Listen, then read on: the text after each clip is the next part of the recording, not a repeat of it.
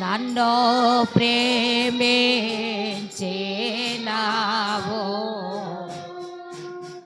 నా వంటి నరుడొకడు నన్ను ప్రేమించిన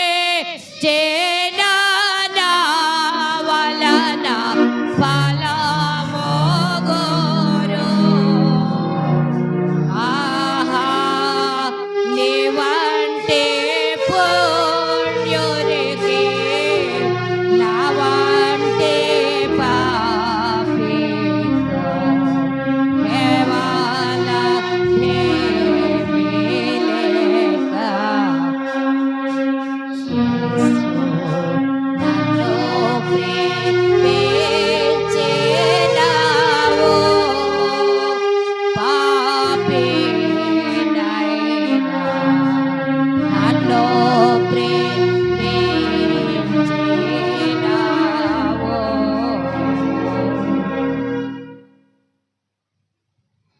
బైబిల్స్ కింద పెట్టండి, పక్కన పెట్టండి దయచేసి. ఒక 5 నిమిషాలు స్తుతి ఆరాధన చేద్దాం. 5 నిమిషాల దాకా 11. 2 చేతులు పైకి ఎత్తుదాం. 2 చేతులు పైకి ఎందుకు ఎత్తాలా? ఎందుకు ఎత్తాలి 2 చేతులు పైకి ఎత్తాలంటే? వినపడట్లా? అర్థం చేసుకోండి. ఏదో అయ్యగారు ఏదో చెప్తానంటే హాస్పిటల్కి పోతావు, ఊపిరి పట్టి పీల్చంటే ఇటు తిరుగు అటు తిరుగుతావు, గట్టిగా ఊపిరి పీల్చు, 4 సాపట్టి సాపుతావు. ఎందుకు? డాక్టర్ చెప్పండి చేస్తున్నావు కదా. డాక్టర్ కదా ఏ రోగం అన్నా బయటపడాలని బయటపడతా ఉంటాం. మరి ఇప్పుడు సేవకుడు చెప్తున్నాడు 2 చేతులు పైకి ఎత్తండి, ఎందుకు? కాదు, దేవుని స్తుతించడానికా? దేవుని స్తుతించడానికి కాదు, ఆరాధించడానికి కాదు. నా మనసులో చెప్పేస్తా ఏంటంటే సరెండర్ కావడం. హల్లెలూయా. ఒక తుపాకు పట్టుకొని నీ దగ్గర చేస్తే సరెండర్, లోబడటం అన్నమాటగా. ఇక నా ఇష్టం కాదు, నేనేం చేయలేను, నేను వట్టివాణ్ణి మట్టివాణ్ణి, నా వల్ల కాదు అని చెప్పడం అన్నమాటగా. దేవా, నీకు నేను సరెండర్ అవుతున్నా. అది తప్ప అది కాదు అట్లా కాదు. అంటే నా ఆలోచన, పరిశుద్ధాత్మ దేవుడు ఆలోచిస్తున్నా. ఏంటి 2 చేతులు పైకెత్తి ప్రార్థన? ఏం కూర్చుంటే ప్రార్థన రాదా, నిలబడితే ప్రార్థన కావచ్చు, కానీ ఇందులో ఒక అర్థంతో కూడిన పని చేయాలి మనం అంతా కూడా. ఎందుకు 2 చేతులు పైకి ఎత్తాలంటే దేవుడికి సరెండర్ కావడం అనమాట. హల్లెలూయా. దేవా, నాదంటూ ఏమి లేదయ్యా, ఇదిగో నీ రక్తం పెట్టి నన్ను కొనుక్కున్నావు, నీ సొత్తుగా చేసుకున్నావు, ఇక నాదేం లేదు, నీ చిత్తమే జరిగించండి అని దేవుడికి లోబడటం. హల్లెలూయా. చేతుల పైకి ఎత్తండి. ఇప్పుడు ప్రభు నామని కనపడుతుంది. నోరు తెరవండిగా. మీలో ఉన్నటువంటి బాధలు, కష్టాలు, సమస్యలన్నీ దేవుడి రీతికి విడిపించాడు, రక్షించాడు గుర్తు చేసుకొని దేవుడి నామాన్ని గొప్ప చేద్దాం. హల్లెలూయా. దేవునికి స్తోత్రం, దేవునికి స్తోత్రం, స్తోత్రం, స్తోత్రం, స్తోత్రం. నోరు గట్టిగా తెరిచి ప్రభు నామను హృదయపూర్వకంగా స్తుతించండి. ఏ మాత్రం సిగ్గుపడాల్సిన అవసరం లేదు. యేసునందు విశ్వాసం ఉంచువాడు ఏ మాత్రము సిగ్గుపడడు. మనుషుల దగ్గర లేవు, మన విమోచించిన దేవుడి దగ్గర ఉన్నాం. ఆయన ఆరాధించడానికి స్తుతించాడు, గణపరచడానికి స్తుతించాడు, మహిమపరచడానికి స్తుతించాడు. ఈ క్రిస్మస్ యొక్క నూతనమైనటువంటి ఆశీర్వాదకరమైన క్రిస్మస్ మన జీవితంలో జరగడానికి క్రిస్మస్ వాతావరణంలో ప్రవేశించాం. క్రీస్తు జన్మదిన వృత్తాంతాన్ని రాబోయే వారాలన్నీ ధ్యానం చేస్తా ఉన్నాం. గత 3 వారాల నుంచి క్రిస్మస్ యొక్క వాతావరణంలో ప్రవేశించాం. యేసు పుట్టుకలో దాగి ఉన్న సత్యాన్ని మనం గుర్తించాలి, గ్రహించబోతున్నాం. దేవుడి యొక్క సన్నిధిలో భక్తులు ఏ రీతిగా దేవుడి కొరకు లోబడిపోయారు. ప్రభువా, నువ్వు నాతో మాట్లాడయ్యా, నేను లోబడతా, నువ్వేం నాకు బోధిస్తావో, నాకేది చెప్తావో దాన్ని చేయడానికి నేను రెడీగా ఉన్నాను ప్రభువా, నాతో మాట్లాడని ప్రభు సన్నిధానంలో జ్ఞాపకం చేసుకుని క్రిస్మస్ మూమెంట్లో యేసు పుట్టిన సందర్భంలో ఎంత హడావుడి జరిగిందో, ఎంత సందడి జరిగిందో, ఎంత ఉజ్జీవం జరిగిందో, ఎంత అద్భుతాలు జరిగాయో ఒక్కొక్కరి జీవితాలు మనం ధ్యానం చేయబోతూ ఉన్నాం. దేవా, ఈరోజు అంశం ద్వారా నాతో మాట్లాడు, నీ సేవకుడు ద్వారా నాతో మాట్లాడయ్యా అని నోరు తెరవండి. దేవుని స్తుతించండి, స్తుతించండి. హల్లెలూయా. ఆకాశములో సందడి, చుక్కలలో సందడి, ఆకాశములో సందడి, చుక్కలలో సందడి, వెలుగులలో సందడి, మిలమిల మెరిసే సందడి, వెలుగులతో సందడి, మిలమిల మెరిసే సందడి. హే బెత్లెహేములో సందడి, పశుల పాకలో సందడి, శ్రీ యేసు పుట్టాడని, మహారాజు పుట్టాడని, బెత్లెహేములో సందడి, దూతల పాటలతో సందడి, సమాధాన వార్తతో స్తోత్రం, దూతల స్తోత్రం, గొల్లల పరుగులతో సందడి, క్రిస్మస్ పాటలతో సందడి, గొల్లల పరుగులతో సందడి, క్రిస్మస్ పాటలతో సందడి. హై బెత్లెహేములో సందడి, పశుల పాకలో సందడి, శ్రీ యేసు పుట్టాడని, మహారాజు పుట్టాడని, బెత్లెహేములో సందడి. ప్రేమగల తండ్రి, పరిశుద్ధుడా, గొప్ప దేవానికి వందనాలు.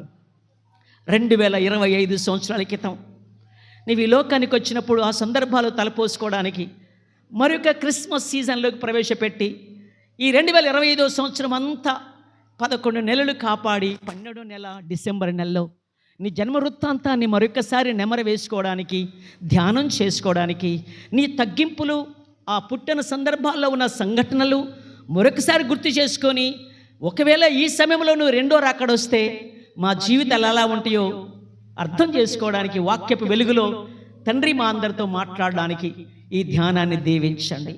నీ సేవకుడిగా నీ బిడ్డల తరపున నిలబడ్డాను. ఏం చెప్పాలో నాకు తెలియదయ్యా. నీవే నాయనా నీ దీనదాసుని మరుగు చేసుకోండి. నా నోటికి నీ బూరగా నీ నోటి మాటలు అందించండి తండ్రి. నన్ను బలపరచండి, దీవించి ఆశీర్వదించండి. పరిశుద్ధాత్మ చేత అభిషేకం చేయి. మాట్లాడువారు మీరు కాదు, తండ్రి ఆత్మ మీలో ఉండి మాట్లాడతాడని మత్తయి సువార్తలో చెప్పావుగా. కనుక నిలబడ్డానయ్యా తండ్రి, నీ ఆత్మతో నన్ను నింపి ఇక్కడ కూడిన మా అందరి హృదయ ధ్యానాలు, నా నోటి మాటలు కేవలం మీ దృష్టికి అంగీకరమట్లుగా దీవించుమని యేసు ప్రశస్త నామమున ప్రార్థించి వేడుకుంటున్నాము పరమ తండ్రి. ఆమేన్. అందరూ దయచేసి కూర్చోండి. హల్లెలూయా. క్రీస్తునందు ప్రియమైన దేవుని బిడలారా, దేవుని సంఘమా, లోకములో ఎక్కడ లేనంత శ్రేష్టత ఎక్కడ దొరికిద్దంటే ఆయన సన్నిధిలో దొరికిద్ది. హల్లెలూయా. ఆయన సన్నిధిలో స్వస్థత ఉంది, ఆయన సన్నిధిలో సంతోషం ఉంది, ఆయన సన్నిధిలో ఆశీర్వాదం ఉంది, ఆయన సన్నిధిలో ధైర్యం ఉంది. హల్లెలూయా. కాబట్టి మరి యొక్క క్రిస్మస్ సీజన్లోకి దేవుడు మనల్ని ప్రవేశింపజేశాడు. క్రిస్మస్ యొక్క వాతావరణంలోనికి ప్రవేశించాం. యేసు పుట్టిన సందర్భాలు ధ్యానం చేస్తూ ఉంది క్రైస్తవ లోకం. కాబట్టి యేసు పుట్టిన రోజులు ఎంత సందడో, ఎంత అడావుడో, కాబట్టి ఎంత మరి సంతోషకరమైనటువంటి పరిస్థితులు, భయంతో కూడిన పరిస్థితులు, ఆందోళనతో కూడిన పరిస్థితులు, అవన్నీ కూడా మనం మరొకసారి ధ్యానం చేయబోతూ ఉన్నాం. కాబట్టి అటువంటి సందర్భాలలో ప్రతి ఏటా ఈ క్రిస్మస్ సీజన్ వస్తుంది. ఆ సందర్భాల్లో, ఆ టైంలో మొదటి యేసు పుట్టిన సందర్భాలు జరుగుతున్నప్పుడు మనం ధ్యానం చేస్తున్న మనుషుల జీవితాలు ధ్యానిస్తాం. ఇప్పుడు మరొకసారి క్రిస్మస్ యొక్క సీజన్ గురించి ధ్యానం చేస్తున్నాం. అందులో ఉన్న సందర్భాలు నీతో మాట్లాడుతున్నప్పుడు వాళ్ళు ఏ రీతిగా రెస్పాండ్ అయ్యారు, వాళ్ళు ఏ రీతిగా లోబడ్డారు, వాళ్ళు ఏ రీతిగా దేవుడి చిత్తాన్ని నెరవేర్చారు అనేది ఈరోజు మనం ధ్యానం చేయబోయే అంశం. కనుక అంశం ఏంటంటే అడ్వెంట్లోని 3వ ఆదివారము యేసేబునకు శుభవర్తమానము. మరి అందులోని ఇంకొక అంశం ఏంటంటే భయం గుప్పిట్లో నుండి విడుదల. యేసేబునకు శుభవర్తమానము. యేసేబుకు వచ్చిందా శుభవర్తమానం? మరియమ్మకు వచ్చిందా? ఏంటి? మరియా నీకు శుభము అని అంటుంది బాబులు. ఇంతకాలం అంతా కూడా చాలాసార్లు ఈ క్రిస్మస్ సీజన్లో అడ్వెంట్లో మరియమ్మకు శుభవర్తమానం అని విన్నాం చాలాసార్లు. ఒక పండగ కూడా చేస్తాం. మార్చి 25లో కన్య మరియా మరియమ్మకు శుభవర్తమానం అని మన పండగ చేస్తాం. మరి ఇప్పుడు అంశం ఏంటి? యేసేపుకు శుభవర్తమానం ఎట్లయిద్ది? ఇది యేసేపుకు శుభవర్తం ఎట్లా అయిద్ది? నాకు అర్థం కావట్లేదు. అంటే దీన్ని కొద్దిగా మనం జనరల్గా దేవుడి యొక్క మనసుతో ఆలోచిస్తే కొద్దిగా అర్థమైద్ది. అంతే, ఏం పెద్ద కంగారు పడాల్సిన పనిలే. యేసేపుకి భయం వచ్చింది, యేసేపుకి దిగులు కలిగింది. ఏంటంటే యేసేపుకు ప్రదానం చేయబడిన మరియకు గర్భం ధరించింది. ఆమె పరిస్థితి చాలా భయాందోళనగా ఉంది. ఏం చెయ్యాలా ఆలోచన చేస్తూ యేసేపు కూడా తెలిసింది మరియమ్మ గర్భం ధరించింది అని. ఈ సమయంలో ఏం చేస్తాడు? దగ్గర చుట్టం బంధువు కావచ్చు, అందరిలాంటి వాడు కాదు యేసేపు. యేసేపు బైబిల్లో నీతిమంతుడు అని రాయబడింది. హల్లెలూయా. నీతిమంతుడు అర్థం ఏంటంటే ఏదైనా ఆలోచించేటప్పుడు తన సొంత నిర్ణయం తీసుకొని ఆలోచించడు, దేవుడి గురించి ఆలోచన చేసుకుంటాడు. ఏదన్నా అయితే తన బ్రతుకులు ఏదైనా జరుగుతుందనుకో దానికి తన సొంత నిర్ణయాలు తీసుకొని కక్ష సాధింపో, పగ తీసుకోవడమో, లేకపోతే అట్ట చేస్తే బాగు, ఇట్ట చేస్తే బాగు, అన్యాయం చేసింది, నాకు మోసం చేసింది, నన్ను నిన్న చేసింది, పూల పనులు పెట్టుకున్నాం, ప్రధానమైంది, లక్షలు ఖర్చు అయిపోయినాయి, మళ్ళీ ఇప్పుడు ఎట్లా అనేటువంటి దిగులు, చింత, స్వార్థ సంబంధమైన ఆలోచనలు యేసేపులో లేవన్నమాట. యేసేపు గురించి ఆయన భయభక్తులు గలవాడని బైబిల్ చెప్తుంది. బైబిల్లో యేసేపులు ఇద్దరు ఉన్నారు. ఇద్దరు ఎవరంటే, ఒకళ్ళు పాత నిబంధనలో యేసేపు, 12 మంది కొడుకులలో 11వ వాడు యేసేపు. ఈ కొత్త నిబంధనలు కూడా యేసేపు ఉన్నాడు. ఏనా మరియా భర్త అయిన యేసేపు. ఇద్దరు కూడా భక్తిమంతులే. సౌలు ఇద్దరు ఉన్నారు, పాత నిబంధనలో ఒకళ్ళు, కొత్త నిబంధనలో ఒకళ్ళు. పాత నిబంధనలో సౌలు రాజు అయిపోయి తర్వాత చెడిపోయాడు, పాడైపోయాడు.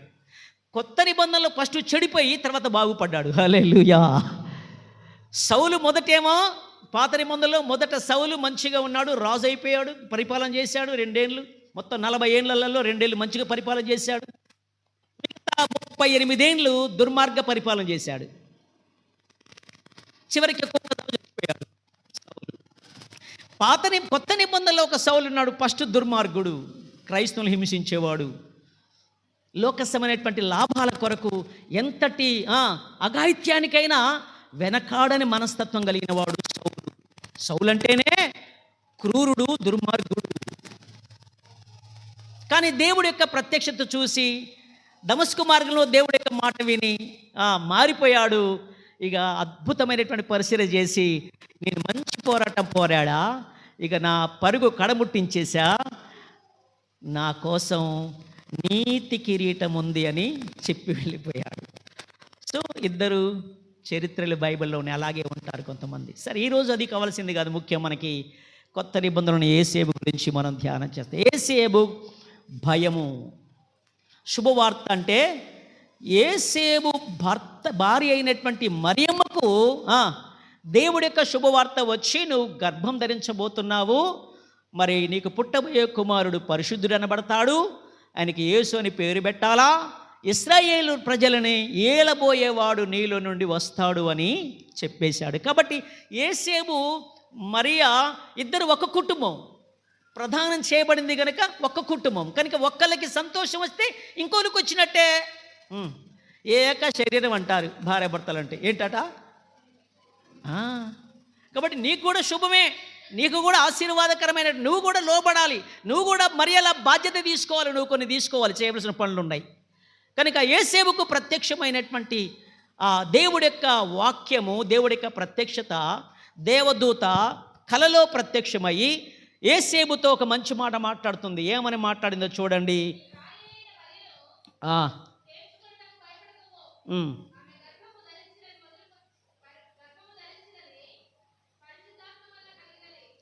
19-20 వచనాలు. యేసేపాట నీతిమంతుడయ్యుండి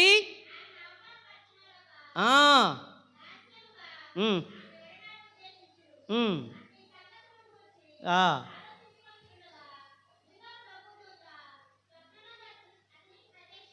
ఉమ్, ఉమ్, ఉమ్. భయపడకు అది.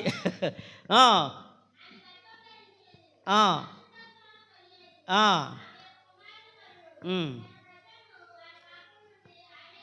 చాలండి. ఇప్పుడు యేసు ప్రభువు ఈ లోకానికి రావడానికి నీవు ప్రదానం చేసుకున్నటువంటి మరియమ్మను దేవుడు ఎన్నుకున్నాడు. కాబట్టి మరియమ్మ ఎవరు? నీ సొత్తుగా నీకు సంబంధించినవేగా. కాబట్టి నీకు కూడా సంతోషమే, నీకు కూడా ఆశీర్వాదమే. మీరిద్దరూ కలిస్తేనే యేసుక్రీస్తు ఈ లోకానికి రావడానికి సహాయం జరుగుతుంది. కాబట్టి నువ్వు కూడా సంతోషించాలి. కాబట్టి నీకున్న భయంని నేను తీసేస్తా. హల్లెలూయా. అంశములో ఉన్నటువంటి సత్యమైన శుభవార్త నెరవేరాలంటే మనలో భయం పోవాలి. కొన్ని దీవెనలు రావాలంటే కొన్ని నిందలు పడాలి, కొన్ని అవమానాలు భరించాలి, కొన్ని కష్టాలు అనుభవించాలి. ఈ భయము నుండి బయటికి రావాలంటే ఒకటే మార్గం ఏంటంటే భయాన్ని భయముతోనే కొట్టేయాలి. హల్లెలూయా. ఏం భయం అంటే దేవుడి భయం ఉండాలి. ఈ లోక సంబంధములు ఎదురయ్యే భయాలన్నీ పోగొట్టుకోవాలంటే ఏం కావాలి? మనలో దేవుడంటే భయం ఉంటే చాలుగా. దేవుడి భయం ఉంటే లోకములో వచ్చేటువంటి పరిస్థితులకు భయపడరు ఎవరు కూడా. లోకములో వచ్చే భయాలన్నింటినీ తిప్పికొట్టాలి, జయించాలంటే నీకు కూడా భయం ఉండాలి. ఏం భయం ఉండాలంటే దేవుడంటే భయం ఉండాలి. హల్లెలూయా. ఎందుకంటే బైబిల్ సామెతల గ్రంథంలో రాయబడింది 10వ అధ్యాయంలో, యెహోవాయందు భయభక్తులు కలిగి ఉండుట ధైర్యం పుట్టిస్తుందని రాసేశాడు. ఏంటట?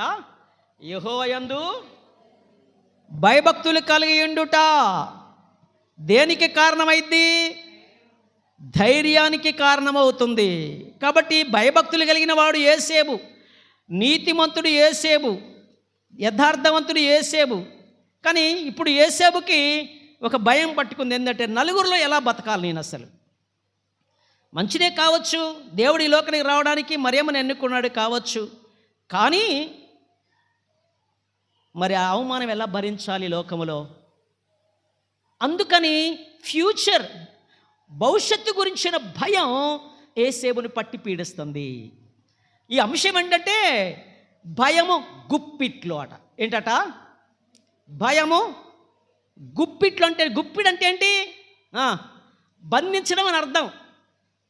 ఫరో ఇశ్రాయేలుని అంటాడు, మీరందరూ నా గుప్పిట్లో, నా చేతుల నుంచి ఎవడు మిమ్మల్ని విపడతాడో అని అంటాడు. మోషే వచ్చినప్పుడు ఫరో యెహోవా ఎవడు అని అంటాడు. ఆ నిర్గమకాండ 5వ అధ్యాయంలో ఎవరు ఆ ఇశ్రాయేలుని విడిపించడం మీ వల్ల కాదు, నా గుప్పెట్లో ఉన్నారంటాడు. అంటే బయటికి పోనీయాడు అనమాట. ఇక కాబట్టి భయం కూడా ఏం చేసింది? తన గుప్పెట్లో పెట్టుకుంది ప్రజలందరినీ. స్త్రీలు కానీ, పురుషులు కానీ, పెద్దోళ్ళు కానీ, చిన్నోళ్ళు కానీ, ప్రతి ఒక్కరిని భయం తన గుప్పిట్లో పెట్టేసుకుంది. కాబట్టి ఇప్పుడు విడుదల. ఎలా విడుదల? దాన్నే స్వాతంత్రం అంటారు. హల్లెలూయా. ఏమంటారు? ఎట్లొస్తుంది స్వాతంత్రం? యోహాను సువార్త 8వ అధ్యాయం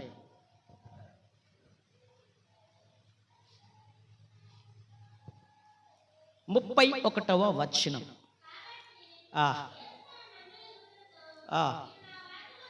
మీరు నా వాక్యమందు నిలిచిన వారైతే నిజంగా నాకు శిష్యులయ్యుండి సత్యాన్ని గ్రహిస్తారు. ఆ సత్యము మిమ్మల్ని విడిపిస్తుంది. సత్యం ఏం చేస్తే మిమ్మల్ని స్వతంత్రులు అంటే దేనికి బానిసలయ్యే పరిస్థితి కాకుండా చేస్తుంది.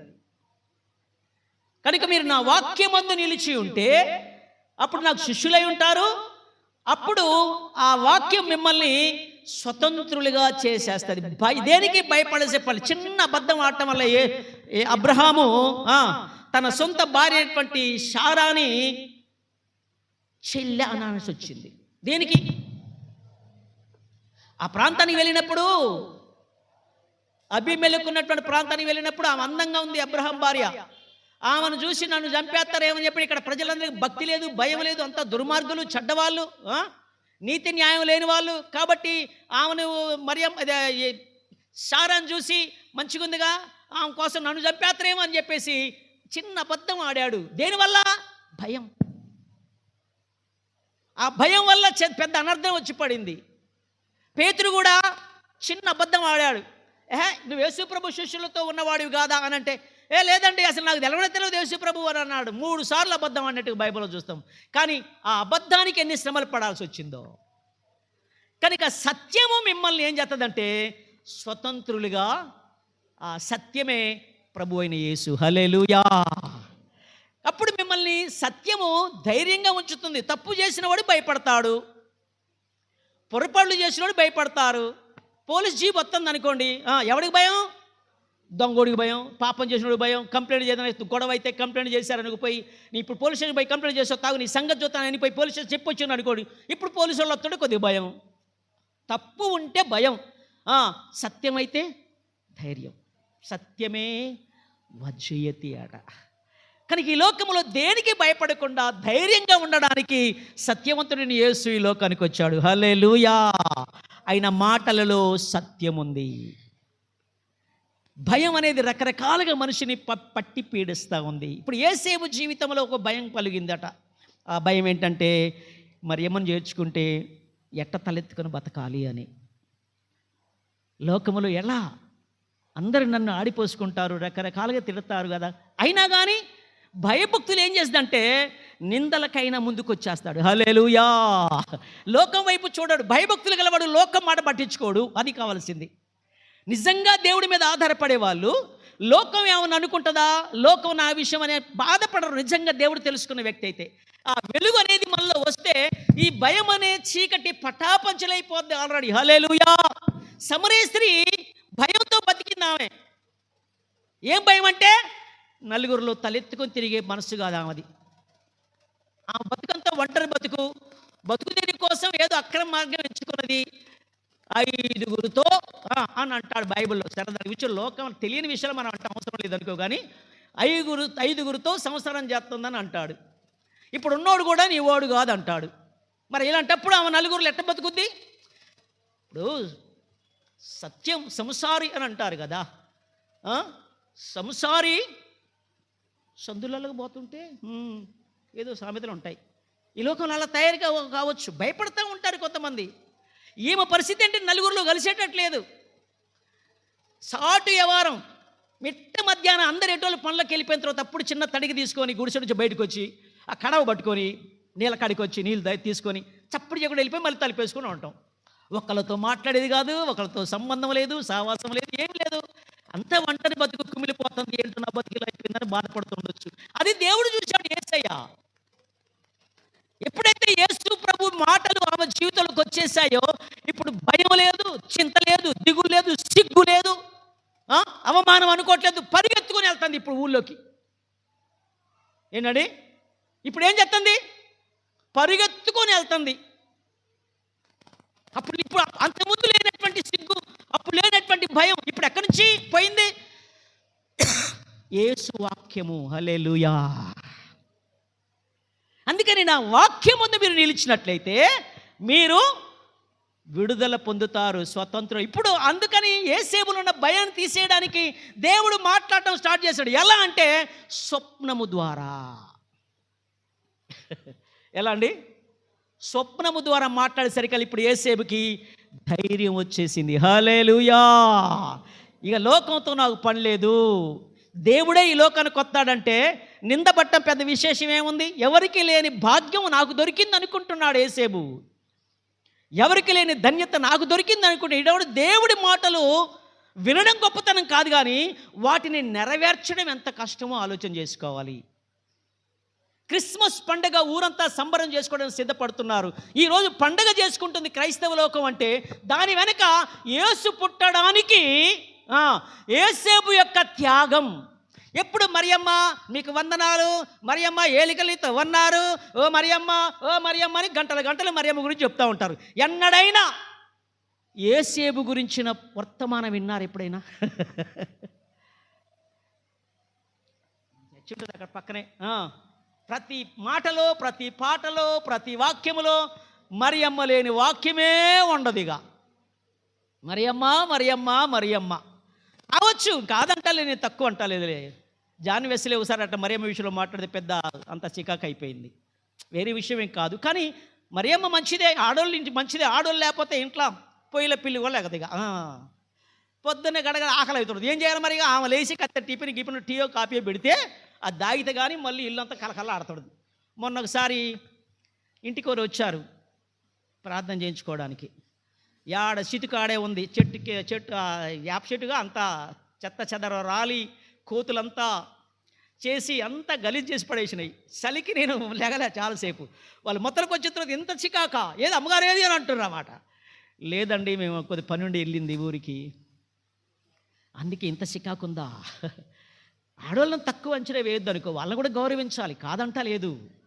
వాళ్ళు లేకపోతే అంతా ఇల్లంతా చీకటే, ఏడ చికాకాడే ఏడ రోత ఆడే ఉంటుంది అన్నమాట. ఇక సో ఇప్పుడు వచ్చి చూడండి, పోయి ఇల్లంతా కలకలాడద్దాం మంచిగా. హల్లెలూయా.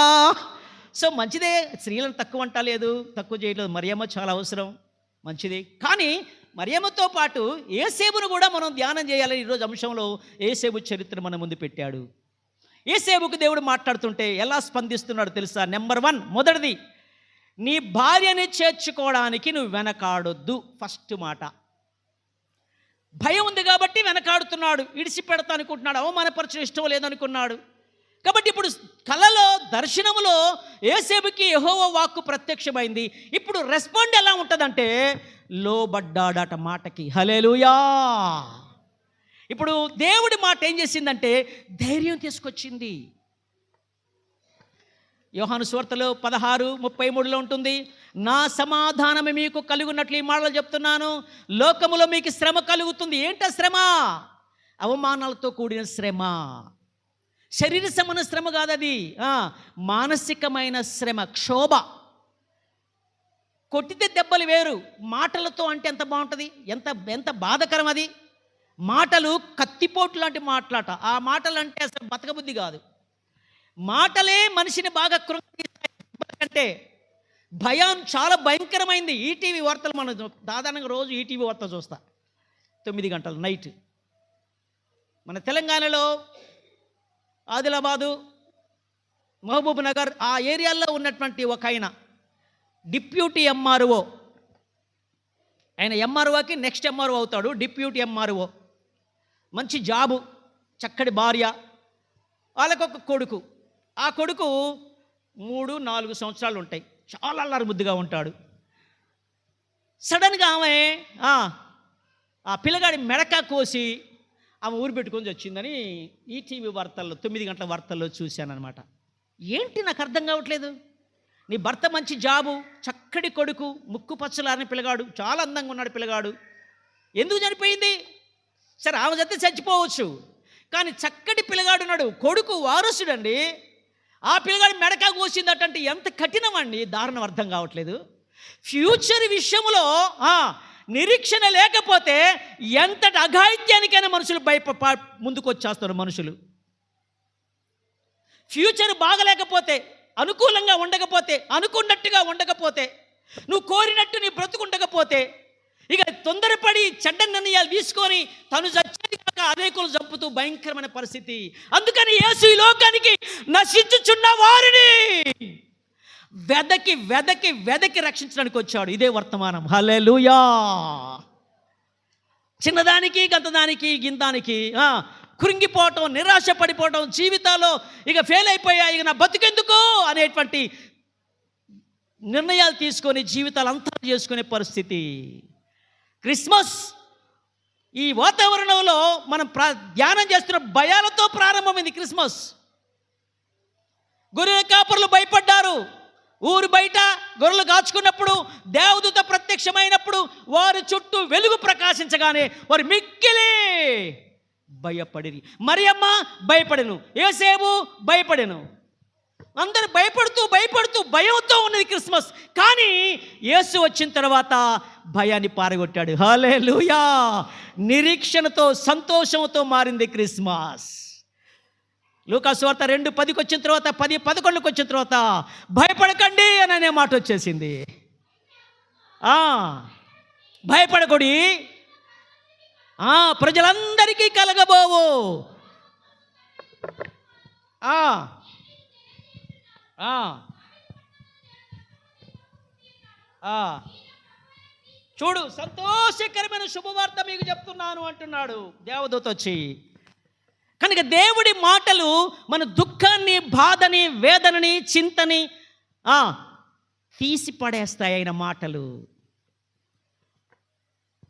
విరజిమ్మే ఉదయ కాంతిలో నిరీక్షణ ధైర్యమును కలిగించితివి. విరజిమ్మే ఉదయ కాంతిలో నిరీక్షణ ధైర్యమును కలిగించితివి. అగ్ని శోధనలు జయించుటకు మహిమాత్మతో నింపినావు. ఆర్పజాలని జ్వాలగా చేసి దీపస్తంభముపై నన్ను నిలిపినావు. ఆర్పజాలని జ్వాలగా చేసి దీపస్తంభముపై నన్ను నిలిపినావు. నీ వివరింపతరమా, నీ ఘన కార్యములు వర్ణింపతరమా, నీ కార్యములను వివరింపతరమా, నీ ఘన కార్యములు వర్ణింపతరమా. నా హృదయములో నీ మాటలే నా కనులకు కాంతి రేఖలు. నా హృదయములో నీ మాటలే నా కనులకు కాంతి రేఖలు. కారు చీకటిలో కలువరి కిరణమై కఠిన హృదయమును కరిగించినావు. నీ కార్యములను వివరించతరమా, నీ ఘన కార్యములు వివరించతరమా, నీ కార్యములను వివరించతరమా, నీ ఘన కార్యములు వర్ణింపతరమా. నా హృదయములో నీ మాట కనుల రేఖలు. హల్లెలూయా. మీ హృదయములోనికి దేవుడి వాక్యం వస్తే, దేవుడి మాటలు వస్తే, ఆ కార్యాలు వర్ణించడానికి నీ తరం కుదరదు. అసలు అంతే, వివరించడానికి కూడా కుదరదు. ఎంత అద్భుతమో, ఎంత ఆశ్చర్యమో. ఈరోజు క్రిస్మస్ పండుగ సిద్ధపడుతున్నటువంటి క్రైస్తవ సంఘమా, క్రిస్మస్ జరుపుకుంటున్నావంటే దాని వెనక ఎంతమంది కష్టమైన, నష్టమైన దేవుడి మాటకి విధేయత చూపారు, అది ధ్యానం చేసుకో ఈరోజు. అందులో ఈరోజు యేసేపు చరిత్ర మన ముందు చూపిస్తూ ఉన్నాడు. యేసేపు దేవుడికి ఎలా లోబడ్డాడు, ఎలాంటి పరిస్థితిలో దేవుడి చిత్తం నెరవేర్చడానికి ముందుకు వచ్చాడో ఒక్కొక్కటి జ్ఞాపకం చేసుకుందాం. నెంబర్ 1 ఏంటంటే, అనుమానం వచ్చింది, నలుగురిలో తలెత్తుకొని తిరగలేను, వదిలిపెట్టేస్తా. నీవు కూడా ఈనాడు సంఘాలలో వచ్చే క్రిస్మసా, ఎందుకులే, నా డబ్బులు ఇవ్వలేనులే, ఇంకా డొనేషన్లు ఇవ్వలేనులే, చర్చి పనికి ముందుకు రానులే, నాకు సంబంధం లేదు, నన్ను ఎవరు పట్టించుకుంటారులే, ఎందుకులే అని చెప్పేసి నిర్లక్ష్యం ఉందా? దేవుడి కార్యక్రమాలంటే, పండగలంటే ఇంతవరకు ఏం అడావుడి లేదు. అసలు ఏంటి, సంఘం అంతా చల్లబడిపోయింది, సంఘం అంతా సప్పగా అయిపోయింది. ఏంటి, ఇంతవరకు ఏం అడావుడి లేదు, ఏం సందడి లేదు, ఏం అడావుడి అనిపించట్లేదు, అందరు నిద్రపోయినట్టు అనిపిస్తుంది. అలా ఒకవేళ ఉండొచ్చేమో గారు. అందరూ అలా అనుకుంటే మరి ముందుకొచ్చేది ఎవరు? యేసేపులో ఉన్న గొప్ప అద్భుతమైన సత్యం ఏంటంటే, ఒకటి, నిందలైనా కష్టాలైన బాధలు, తన ఆలోచన మార్చుకున్నాడు. హల్లెలూయా. తన మనస్సు మార్చుకున్నాడు. ఈరోజు నువ్వేమనుకుంటున్నావు దేవుడి గురించి? నీ మనస్సు మార్చుకో, దేవుడికి అనుకూలంగా తిరుగు. దేవుడికి విరోధమైన ఆలోచనల వల్ల సాధించేది ఏమీ ఉండదు. లోబడటం వల్లనే కార్యాలు జరుగుతాయి. మొదటిది, చేర్చుకున్నాడు.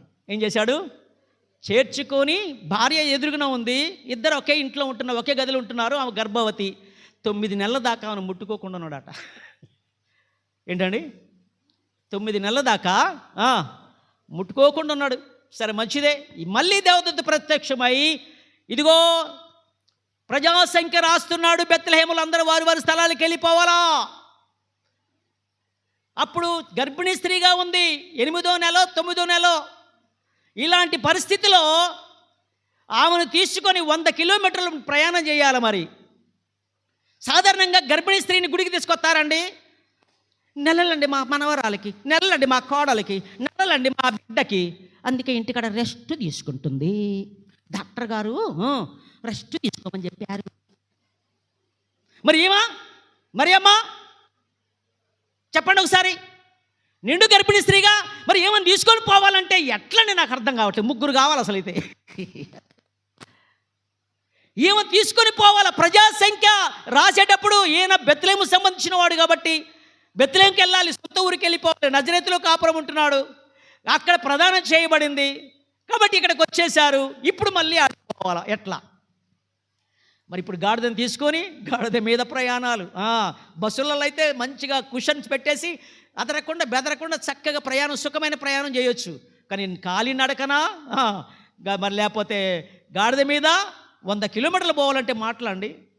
ఎంత కష్టమైన పనికి యేసేపు ముందుకొచ్చా. ఈరోజు నువ్వు వస్తావా? దేవుడి పని అంటే ముందుకు వస్తావా? ఎక్కడ పనులన్నీ అక్కడ ఆగిపోతున్నాయి. దేవుడు మనకి మంచి ఉద్యోగాలు ఇచ్చాడు. నిన్న ఒక సహోదరి నాతో అంటుంది, ఏంటి సంఘం ఇలా అయిపోతుంది? మంచి ఉద్యోగాలు ఉన్నాయి కదా, అందరికీ జాబులు ఉన్నాయి కదా, మంచి పొలాలు ఉన్నాయి, మంచి పంటలు పండుతున్నాయి, పిల్లలు చేతికి ఎదిగారు, అందరూ మంచిగానే ఉన్నారు, ఎందుకు ఇంత నిరాశ పడిపోతుంది సంఘం? మనుషులు ఏం పెట్టుకున్నారండి? మనుషులు ఏం ఆలోచనలు ఉన్నాయి? పైనయ్య గారి వాక్యం అసలు చెప్పరా? ఎందుకు చెప్పాలి? దండగా వినప్పుడు ఎందుకు అనిపిస్తుందేమో. దేవుడి వాక్యం అంటే మన రెస్పాండ్ ఏంటి? ఇప్పుడు యేసేపు విషయం ధ్యానం చేస్తున్నాను. చేర్చుకోవడం నెంబర్ 1 ధైర్యం. అది దేవుడి మాటకు లోబడ్డాడు. రెండవది, ఇప్పుడు ఆ మరియమ్మను తీసుకొని బెత్లెహేముకు పోవాలా. బెత్లెహేము తీసుకెళ్ళిపోయాడు. అసలైతే గర్భిణీ స్త్రీని ఇంటికాడే ఉండు, నువ్వు రెస్ట్ తీసుకో, మేము చర్చికి పోయేస్తాం, వచ్చినాక మళ్ళీ కలుసుకుందాం, హాస్పిటల్కి పోదాం, డాక్టర్ గారు డేట్ ఇచ్చారు, మళ్ళీ ఒకసారి చెకప్కి పోయి రావాలా ఏంటి? అందరికీ గర్భం ధరించి బయటపడిన వాళ్ళు, పెద్దోళ్ళు, ముసలోళ్ళు, స్త్రీలు చాలామంది ఉన్నారు. ఎంత రెస్ట్ కావాలో. కానీ మరియమ్మకి ఏమైనా రెస్ట్ ఉందా? ఇప్పుడు యేసేపు చెప్తున్నాడు బెత్లెహేముకు పోవాలపా అంటే, నేను రానులే, నువ్వు పోరాదు, నువ్వు నువ్వు అక్కడికి వెళ్ళి ఓటేసిరా, లేకపోతే అక్కడికి వెళ్ళి నీ సంఖ్య రాసుకొని రారాదంటే, లేదు నువ్వు కూడా రావాలి. ఎందుకంటే యేసుక్రీస్తు బెత్లెహేములో పుట్టాలి కనుక. ఇప్పుడు ఇంత కష్టమైన, నష్టమైన, భారంతో కూడిన పని అయినా సరే బతిమలాడో, భయాన్ని పెట్టో, ఏదో చేసి నేను రానంటుంటే బతిమలాడుకొని ఆమెను ఒప్పింపజేసి బెత్లెహేము నడిపిస్తూ ఉన్నాడు యేసేపు. ఈరోజు చర్చికి నేను రాను, నువ్వు బా. నేను చర్చికి రానులే, నువ్వు అక్కడంతా రాజకీయ, అంత గొడవలు, నువ్వు బా గుడికి అని అంటారా ఎవరైనా? ఒక్కొక్కళ్ళు అలాంటి వాళ్ళు నువ్వు బతిమలాడు గుడి తీసుకొస్తావా? చర్చికి తీసుకొస్తున్నావా? కానుకలు ఇచ్చే కాడ ముందుకు వచ్చేస్తున్నావా? దేవుడి పనులు అంటే ముందుకు వచ్చినట్టు ఉంటున్నారా? అలిగిపోయి వెనక్కి వెళ్తున్నారా? అలా ఎస్తేరు అనుకుంటే యూదులకు రక్షణ వచ్చేదా? ఈరోజు యేసేపు అనుకుంటే యేసుక్రీస్తు లోకానికి పుట్టేవాడా? భయం అనే గుప్పిట్లో ఉందా ఇంకా సంఘం? కరోనా ప్రసంగం నాకు ఇప్పటికే 11:30 అయిపోతూనే ఉంది. భయం అనగానే నాకు కరోనా గుర్తొచ్చేసింది.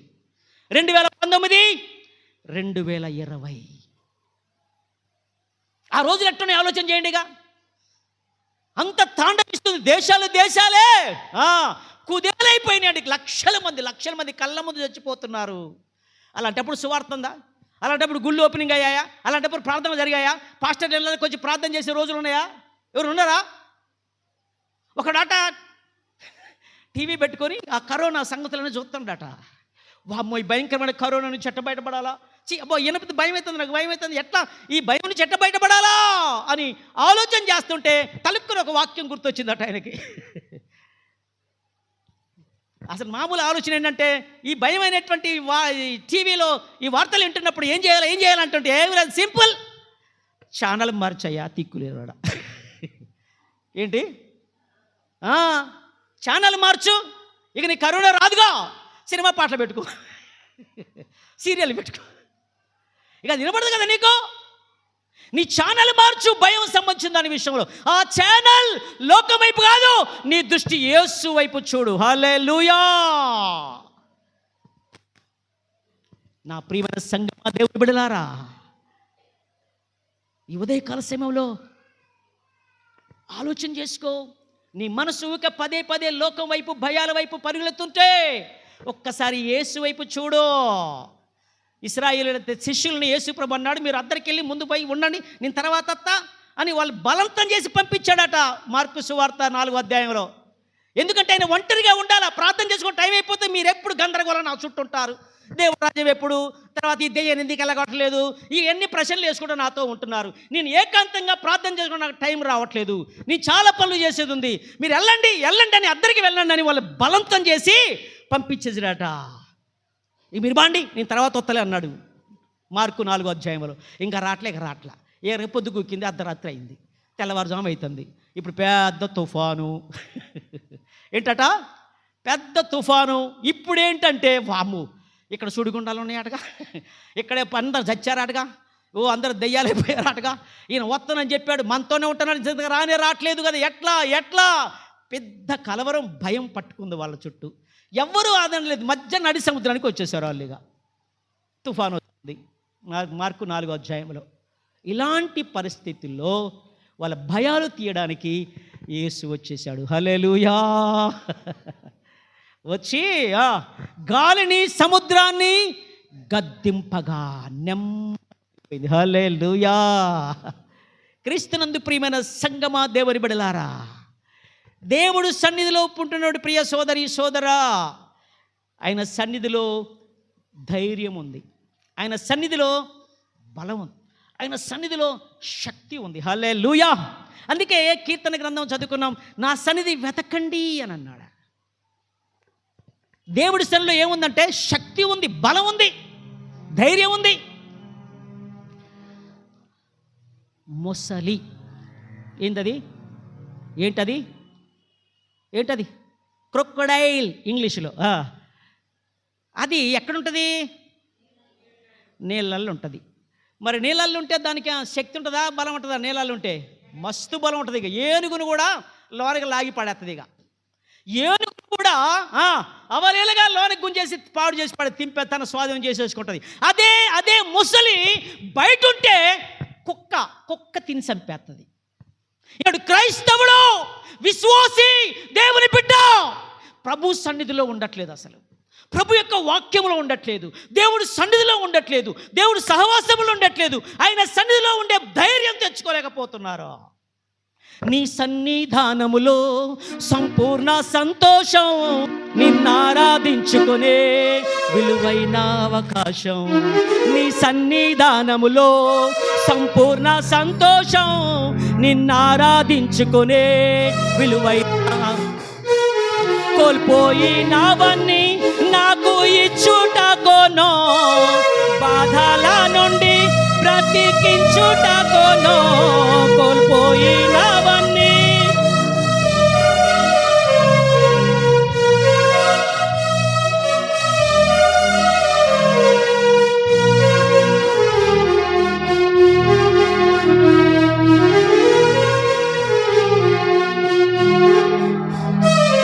నేనుండలేనయ్యా.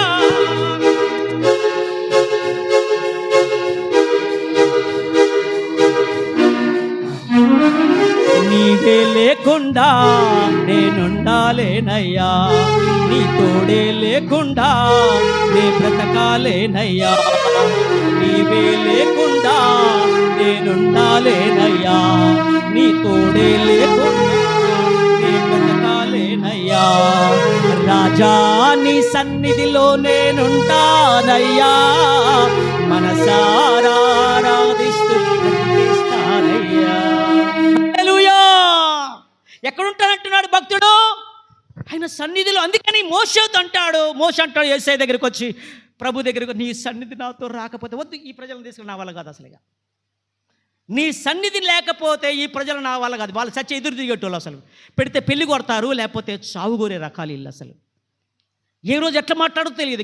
గంధానికి బెంబేలు ఎత్తిపోయి మమ్మల్ని ఎందుకు తీసుకొచ్చిన మోషే, ఇక్కడ సమాధులు లేవని ఈ ఎర్ర సముద్రం ముందర మమ్మల్ని చంపడానికి ఇక్కడ తీసుకొచ్చినవా? అక్కడ జత్తే ఎంత బాగుండేది, మేము ఎక్కడ జత్తే ఎంత బాగుండేదని మాటికి తలతిక్క ప్రశ్నలు వేస్తాం చూస్తూ ఉంటున్నాం. అందుకని నువ్వు రాకపోతే ఎలా తీసుకోవడం నా వల్ల కాదయ్యా. అప్పుడు అంటాడు, నా సన్నిధి నీకు తోడుగా. అందుకని ఆ సన్నిధిలో ఎంత సంతోషం ఉంటుందండి. భయాలన్నీ పోతాయిగా, దిగులంతా పోతుందిగా, చీకొచ్చింత పోతాయిగా. నిన్ను చూసిన వాళ్ళు ఇంకొకరు గుడికి వచ్చినట్టు కనపడాలండి నీ భక్తిలో. ఒక పక్క బాధపడుతున్నా, ఒక పక్క వేదన ఉంటున్నా, ఒక పక్క శ్రమలు ఉంటున్నా, సొంత స్నేహితులు యోసేపుని ఈ యోబుని అవమాన పాలు చేస్తున్నా, నా దేవుడు నన్ను చంపినా సరే నేను నీతి వదిలిపెట్టను అన్నాడట. హల్లెలూయా! నా దేవుడు చంపినా పర్వాలేదు. అది విశ్వాస జీవితంలో ధైర్యం. అది చంపుతాడా దేవుడు ఏమన్నా? మరి దేవుడి సన్నిధిలో నిన్ను చూసిన వాళ్ళు ధైర్యంగా ఉండగలిగేటట్టు నీలో ఉండాలండి. భయం ఎందుకు, దిగులు ఎందుకు? యోసేపులో ఉన్నటువంటి అద్భుతమైన లక్షణాలు చూస్తే ఒక్కొక్కటి ధ్యానం చేస్తే బోల్ టైం పట్టింది. రెండవది ఆయన ఏంటంటే మరియమ్మని అంత దూరం తీసుకెళ్ళిపోవడానికి ఇష్టపడ్డాడు. డెలివరీ అయిపోయింది. ఇప్పుడు అక్కడ మళ్ళీ యేసు ప్రభు పుట్టాడని తెలిసింది. జ్ఞానులు వచ్చారు, చూశారు, తెలియజేశారు. ఏ రోజు రాజు దగ్గరికి వచ్చారు, అయ్యో యేసు రాజు పుట్టాడట, మీ నక్షత్రం చూసామంటే అటనా దెబ్బ కలవర పడిపోయిందట ఆయన. ఎవరు కలవరపడది? రాజుగారికి కలవరమా? చిన్న పిల్లోడే కదండి యేసయ్య అంటే, చిన్న పిల్లోడు కదా. ఇంకా పొత్తి గుడ్డలతో పుట్టాడు. అప్పటికి 3-4 రోజులు అయిందో, ఒకళ్ళ వారం రోజులు అయిందేమో. రాజుగారికి కలవరం అట, ఈయన ఈ చిన్న పిల్లోడు పుడితే. సరే ఎక్కడ పుట్టాడు అంటే తెలుసుకుంటే పలాని కాడతో అని చెప్తానని చెప్పి వాళ్ళు చెప్పారు. జ్ఞానులు చెప్పకుండా వెళ్ళిపోయారు. ఇప్పుడు ఈ రాజుగారి కలవరం వచ్చి 2 సంవత్సరాల నిండని ప్రతి మగపిల్లల్ని చంపేస్తానంటున్నాడు. ఇది ఒక భయం, భయంకరమైన భయం. ఇప్పుడు ఏం చేయాలి? మళ్ళీ దేవుడు ప్రత్యక్షమయ్యాడు, దేవదూత. యేసేబో ఇదిగో యేసు శిష్యుని చంప చూస్తున్నాడు హేరోదు గనుక, నువ్వు ఆ చిన్న పిల్లగాన్ని ఎత్తుకొని ఐగుప్తుకు పారిపో. ఒక పని అంటే నేను చేస్తా, అన్నీ నాకే చెప్తారా? ఏంటి అన్నీ నాకే? నేనే ఉన్నానా? నేను పెళ్లి చేసుకొని ఇంకొక ఆమెను పెళ్లి చేసుకొని ఆయన సుఖభోగాలు అనుభవించవచ్చు కదా. క్రైస్తవ జీవితం నువ్వు అనుకున్నట్టు సుఖభోగాలు అనుభవించడానికి కాదు. ఆయన విలువ పెట్టి నిన్ను కొనుక్కున్నాడు. ఆయన సొత్తు నువ్వు, ఆయన సొత్తు. ఆయన ఏం చెప్తా చేయడానికేగా క్రైస్తవ జీవితం అనేది. నీకు అనుకూలమైతే చేస్తా, లేకుంటే లేదు. నేను అలుగుతా అంటే ఎవరి కోసం అలిగేది? రేపు నరకానికి పోతావు అలిగితే. నీ ఇష్టానుసారంగా జీవించే ధనవంతుడు. ఇక్కడ సుఖం అనుభవించావు, అక్కడ నరకం అనుభవించు అంటున్నాడు దేవుడు. ఈ భూమి మీద ఉన్నంతకాలం నీ ఇష్టం వచ్చే సుఖం అనుభవించావు అన్నాడు ధనవంతుడితోటి. కానీ నరకంలో బాధపడుతున్నాక అప్పుడు అంటాడు అబ్రహాం, నువ్వు ఈ భూమి మీద ఉన్నప్పుడు బాగా ఇష్టం వచ్చి బతికినావు. ఇక్కడ లాజరు నెమ్మది పొందుతున్నాడు. విజయాలు ఎక్కడి నుంచి వస్తాయంటే దేవుడి మాట వింటేనే విజయాలు వస్తాయి. నీ ఇష్టంగా వెళ్తే చిక్కున పడిపోతావు. యోనాని పిలిచి నువ్వు నినివేకి పో అంటే నేను బనిపా, అక్కడ ఎవడు పోతాడంటే పడిపోయిన తర్వాత ఏమైంది? చిక్కుల్లో పడ్డాడు. ఎక్కడ పడ్డాడు? యోనా ఎడిపోయాడంటే దాని ఇష్టం వచ్చాడు. ఈరోజు నీ జీవితం నీ ఇష్టమా? నీ ప్రయాణం దేవుడి కొరకు భక్తి చేయడంలో, క్రిస్మస్ పండుగ చేయడంలో నీ ఇష్టమేనా? దేవుడి ఇష్టం అంటూ ఒకటి ఉంది నీ మీద. ఆయన చేయడానికి కష్టమైన, నష్టమైన, వేదనైన, దిగులైన, చింతైన నువ్వు చేస్తావా? ఈరోజు యేసేపు జీవిత చరిత్రను ధ్యానం చేస్తున్నప్పుడు మొదటిది చేర్చుకోవడం ఎంత ధైర్యం. రెండోది మరియమ్మని తీసుకొని బెత్లెహేముకు పోవడం, అక్కడ పసిపిల్లగాన్ని తీసుకొని మళ్ళీ ఐగుప్తుకు రావడం, మళ్ళీ దేవదూత ప్రత్యక్షమై యేసు ప్రభువుని చంపేటువంటి ఆ హేరోదు చచ్చాడో, మళ్ళీ పిల్లగాన్ని తీసుకుపోయి మళ్ళీ బెత్లెహేముకు రా. అక్కడికి రావాలంటే మళ్ళీ ఎట్లా? బయలుదేరి వస్తుంటే మళ్ళీ వేరేటోళ్ళు పరిపాలన చేస్తారు, వాళ్ళ ఆలుడు పని చేస్తాడు, వాళ్ళ కొడుకు పరిపాలన చేస్తున్నాడు. అక్కడి నుంచి వెళ్ళి మళ్ళీ నజరేతులో ఉంచేశాడట. ఏంటండి యేసేపు అనగానే మరియమ్మ ఓ నువ్వు ధన్యురాలివి అన్నట్టు కరెక్టే కాదంట లేదు. మరి యేసేపు చరిత్ర, యేసేపు ఇంత త్యాగాలు చేస్తే ఈరోజు నువ్వు యేసేపులాగా దేవుని సన్నిధిలో నీ కుటుంబాన్ని తీసుకెళ్తున్నావా? బాధ్యత గల నాయకుడిగా, బాధ్యత గల తండ్రిగా, బాధ్యత గలటువంటి దేవుడి యొక్క విశ్వాసిగా యేసేపు లాంటి అడుగు జాడలు నీ జీవితంలో కనబడాలా. నలుగురి ముందల మనం దేవుని చిత్తాన్ని నెరవేరుస్తున్నాం అనేది మనలో చూడాలి తప్ప మనలో వ్యతిరేకత చూడొద్దు. ఒక విగ్రహాన్ని నిలబెట్టి దీన్ని మొక్కండి, లేకపోతే మిమ్మల్ని అగ్నిగుండంలో వేసేస్తా అని భయం. మామూలు మనిషి భయపెట్టేది. అసలు చుట్టుపక్కల రాజ్యాలు లేవండి, ఒకటే ఏకఛత్రాధిపతి రాజ్యం, అది బబులోను రాజ్యం. నెబుకద్నెజర్, నువ్వు దీన్ని మొక్కయా, విగ్రహాన్ని మొక్కు, మంచిగా హాయిగా బతుకుతావు అని అంటే వాళ్ళు ఏమంటారు? ముగ్గురు దేవా, మేము నమ్ముకున్న దేవుడు, మేము సేవిస్తున్న దేవుడు, మేము పూజిస్తున్న దేవుడు, మమ్మల్ని రక్తం పెట్టి కొనుక్కున్న దేవుడు, జీవము గల దేవుడు, సజీవుడు, రక్షించటానికి సమర్థుడు. ఒకవేళ రక్షింపకపోయినా పర్వాలేదు. ఈరోజు మన సంఘాలలో భక్తి జీవితాల్లో క్రిస్మస్లు, పండుగలు, ఆరాధనలు, పబ్బాలు అన్నీ చేసుకుంటున్నాం, కానీ అనుకూలమైతే చేసుకుంటాం, లేకపోతే కుదరదుగా. నీ కోసం కాదు పండగ, ఇతరుల కొరకు పండగ చెయ్యి. ఇతరులు సంతోషించడానికి, ఇతరులు ప్రభువులో ఎదగడానికి, ఇతరుల ప్రభువులో స్థిరపడడానికి మంచి తీర్మానాలు చేసుకో దేవుడి దగ్గర.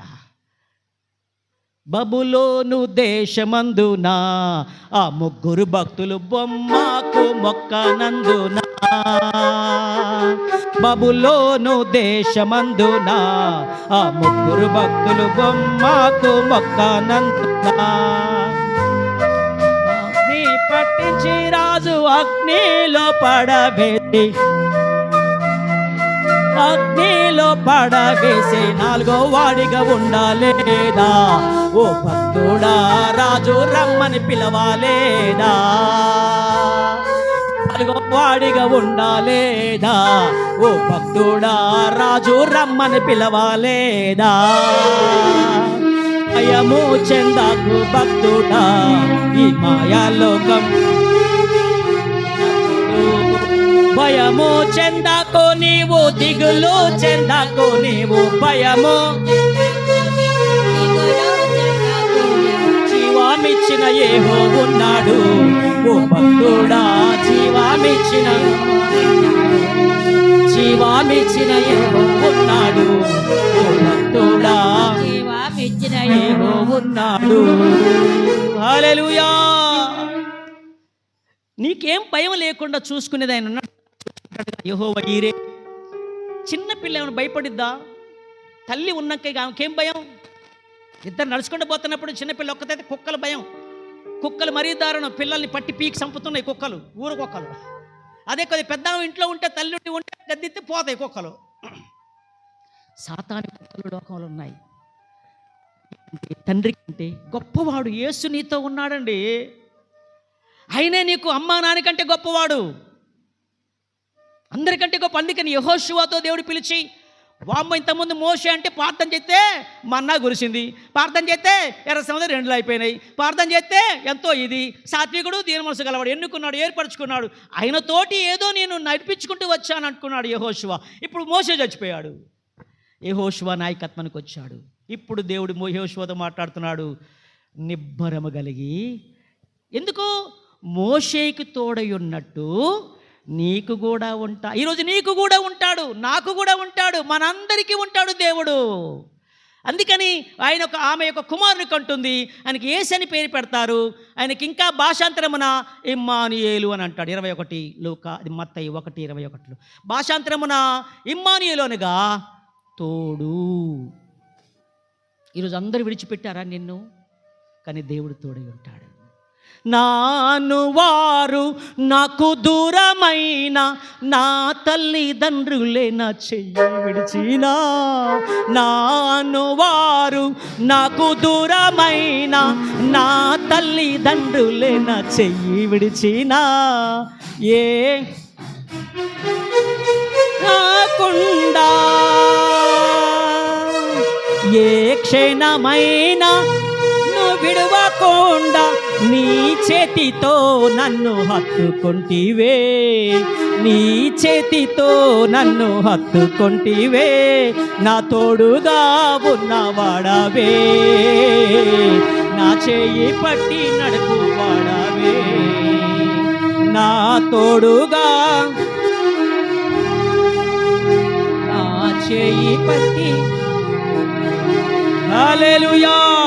దేవుడు తోడు ఇంకేముంటుందండి? అందుకని దేవుడు మనలో ఉండాలంటే ఆయన వాక్యం మనలో ఉండాలి.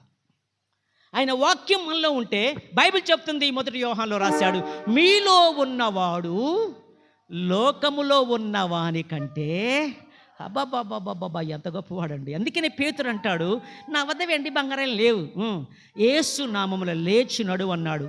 పుట్టుకుంటివాన్ని శృంగారమనే నువ్వంటావా? నా వద్ద వెండి బంగారాలు, ఈనాడు బంగారాలు వెండి సంపాదించుకొని వెనకేసుకొని చివరికి దేవుడి కానుక లేకుండా, దేవుడి పరిచయం సహకరించకుండా, దేవుడి యొక్క పని కొరకు మొత్తం చేయి బిగబట్టి వెనకేసుకొని చివరికి అవి నీతో రావు. ఈ సంపాదించుకుంటున్నావు, కానీ దేవుడి శక్తిని సంపాదించుకోవడానికి ఏం చేస్తున్నావు? పౌలను అడగండి ఒకసారి. ఏమంటాడంటే, ఏమేమి లాభకరమో, ఏమేమి నాకు ఇష్టం అనుకుంటున్నాను, అవన్నీ నా దేవుడి దృష్టిలో పెంట పెంట.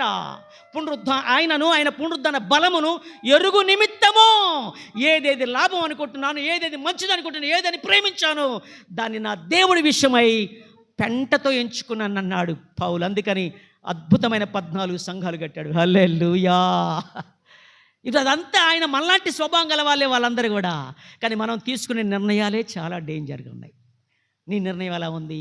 ఏసేపు నిర్ణయం ఏంటంటే, ఇక ఆమె పట్టం ఎందుకు, అంత ఆమె కూడా పరాయం, నలుగురిలో ఇబ్బంది పట్టం, బతుకు తీశారు, మనకెందుకులే వచ్చింది తప్పరా, రేపొద్దున పంచి అదిగించేది అయ్యానే వద్దులే కానీ, ఏదో మనిషిని ఒక కబురు పంపించే వాడికి ఒక 100-200 ఇచ్చేస్తే వాడు పోయి చెప్పేస్తాడు, ఇక వద్దులే నాకు వద్దు, నేను ఏ అమ్మాయిని చూసుకుంటలే అని చెప్పేసి అనుకుంటున్నాడు రాత్రి. ఈరోజు ఏమనుకుంటున్నావు? దేవుడు దృష్టిలో అనుకునేది దేవుడికి తెలుసు. చాలా జాగ్రత్తని ముగిస్తున్న ప్రసంగం ప్రియులారా. అనుకోవటం అనేది పాపం. చాలా జాగ్రత్త. అనుకోవటం పాపం. సామెతలు 3:5 ఉంది. నేను జ్ఞానిని కదా అని నీవు ఏమొద్దు. అమ్మో నాయనో, ఏమి వాక్యాలు వస్తున్నాయి మనకి. ఎట్లా అనుకోవటం పాపం. ఎవరి జోలికి పోలే, ఎవడి కత్తి పెట్టి పొడవాలా, ఎవడి జోలికి పోలే. నేను అనుకోవడం కూడా పాపం. చాలా జాగ్రత్త. ఏమనుకుంటున్నావు? నీ దృష్టికి నువ్వేమనుకుంటున్నావు అది దేవుడికి తెలుసు. నీ కూర్చుంటా తెలుసు, నేను లేచుటా తెలుసు, నా హృదయంలో తలంపు పుట్టక ముందే నా దేవుడికి తెలుసు అంటాడు కీర్తన 139:1. ఏమనుకుంటున్నావు? ఏమనుకోవటం కూడా పాపమే. జాగ్రత్త. అందుకే నీ మాటలు, నువ్వు అనుకునే విధానము అనుకూలంగా అనుకో. చాలా మంచిది. అనుకున్నది మంచిది. జక్కయ్యో యేసు ఎలా ఉంటాడో చూడాలనుకున్నాడట, అంతే. అది దేవుడికి ఇష్టమైంది. హల్లెలూయా. దేవుడి వైపు చూడండి. ఆయన నిన్ను చూసేదాకా ఆయన వైపు చూడండి. అందుకని కీర్తన గ్రంథం ఉత్తర ప్రత్యుత్తర 27:5 ఉంది. ఏమంటారో తెలుసా?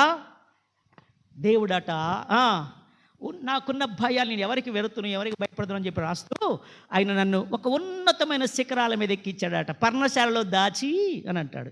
5వ వచనం ఒకసారి తీయండి అమ్మా. ఆపద కాలమున దాచును, గుడారపు మాటున హల్లెలూయా. దేని మీద ఎక్కిస్తాడట? ఆశ్రయ దుర్గం. ఎక్కడ ఆశ్రయించడానికి స్థలం లేదు. భయంతో కూడిన ఈ ప్రపంచంలో ఎక్కడ రక్షణ, ఎక్కడ క్షేమము, ఎక్కడ నెమ్మది, ఎక్కడ ప్రశాంతత లేని ఈ ప్రపంచంలో ఆయనకు ఒక ఆశ్రయ దుర్గం ఉంది. అక్కడ నన్ను ఎక్కిస్తాడని దావీదు సాక్ష్యం ఇస్తున్నాడు. భయాలతో కూడిన ఈ ప్రపంచంలో. కీర్తన 161 2వ వచనములో, నేను ఎక్కలేనంత ఎత్తైన కొండ మీదికి నన్ను. ఎందుకో? ఈ భూమి మీదంతా శ్రమలు ఉన్నాయి, భూమి మీదంతా భయాలతో ఉన్న వాళ్ళు ఉన్నారు. కాబట్టి భూమి కట్టకుండా, భూమికి సంబంధం లేకుండా, ప్రజలతో సంబంధం లేకుండా నన్ను ఒక ఉన్నతమైన శిఖరం మీద ఎక్కించు. నా ఎదురుగా ఒక శిఖరం కనపడుతుంది, దాన్ని ఎక్కడం నా చేత కావట్లేదు, దాన్ని ఎక్కడం నా వల్ల కావట్లేదు, ఎగబాగుదామంటే నా వల్ల కావట్లే. నన్ను ఎక్కించవా. ప్రేమలో భయం లేదు. ముగిస్తున్నాను. యోహాను పత్రిక రాసేశారు 4వ అధ్యాయంలో. యోహాను పత్రిక తీయండి. ప్రాముఖ్యమైన మాట చెప్పి ముగిస్తానండి. 12 అవుతుంది ఈరోజు. సంభక్తం లేదు కాబట్టి 12 ముగిద్దాం.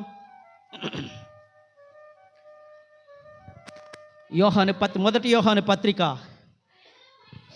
18వ వచనం 4:18. ప్రేమలో భయం ఉండదు. పరిపూర్ణమైన ప్రేమ.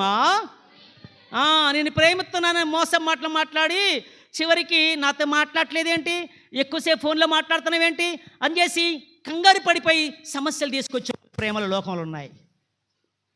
పరిపూర్ణమైన ప్రేమ ఏంటట? ఏం చేస్తుంది? నిజంగా దేవుడు నిన్ను అలా ప్రేమిస్తాడు. అందుకే యేసు నన్ను ప్రేమించి ఆ పాట పాడిచ్చానండి. క్రిస్మస్ పాటలు బోల్డ్ ఉన్నాయి మనకి. అక్కడ క్రిస్మస్ పాటలు బోల్డ్ ఉన్నాయి. ఎందుకు ఈ పాట పాడిచ్చా? యోహాను పత్రిక అంతా ప్రేమ గురించిన పత్రిక. అది నిజమైన ప్రేమ భయాన్ని ఏం చేస్తుందట? వెళ్ళగొట్టుద్ది. నిజంగా నువ్వు దేవుని ప్రేమిస్తే నువ్వు భయపడుతున్నావు అసలు? పేతురు, నువ్వు నన్ను ప్రేమిస్తున్నావా? ఎందుకు భయపడి అబద్ధం ఆడుతావు 3 సార్లు? అందుకని 3 సార్లు అడుగుతున్నాడు, పేతురు నువ్వు నన్ను ప్రేమిస్తు. యోహాను సువార్త 21:15 ఉంటుంది అది. నువ్వు నన్ను ప్రేమిస్తున్నావా? నా ప్రియమైన ప్రసంగం ముగిస్తున్నా. 5 నిమిషాల టైం ఉంది. 5 నిమిషాల టైం ఉంది. దేవుడి సన్నిధిలో ఒకసారి ఆలోచన చేసుకో. దేవుడి సన్నిధిలో శక్తి ఉంది, దేవుడి సన్నిధిలో బలం ఉంది, దేవుడి సన్నిధిలో సంతోషం ఉంది. నా సన్నిధి వెదకండి నువ్వు అనగా నేను సన్నిధి వెతుకుతున్నా. అందుకని దేవుడి దగ్గర ఒక్క వరం అడుగుతున్నా. 27:4 ఆ ఒక్కటి ఏంటంటే ఆయన ప్రసన్నత చూడాలా, ఆయన ప్రసన్నత చూడాలా. ఆయన మందిరములో చిరకాలము నా బతుకంత ఆయన మందిరంలో ఉండాలని, అదే నా కోరిక, అదే నా వరం. ఒక్క వరం. కీర్తన 27:4 అది ఉత్తరపత్రికల భాగాలని ఒక్కొక్క వచనం ధ్యానిస్తే 4 గంటలు చెప్పుకోవచ్చు. నాకు ప్రసంగం ఎక్కువ ఎందుకు అవుతుందంటే ప్రసంగాన్ని ముగించడానికి తగిన వాక్యం కోసం అంటే తప్ప పోయిన వారం లాగా ఆమెన్ అనగలలా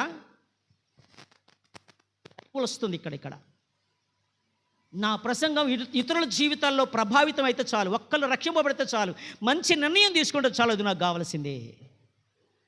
నా ప్రియమైన దేవుని బిడ్డలారా,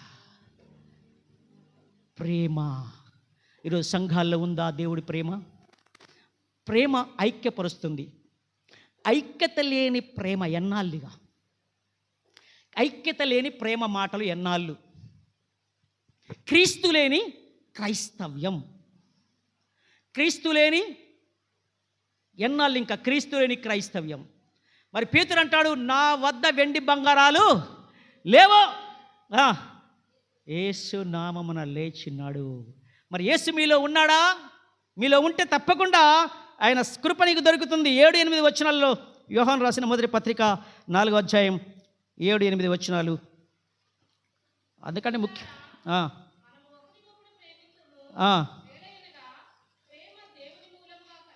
ప్రేమ దేవుని మూలంగా కలుగుతుంది.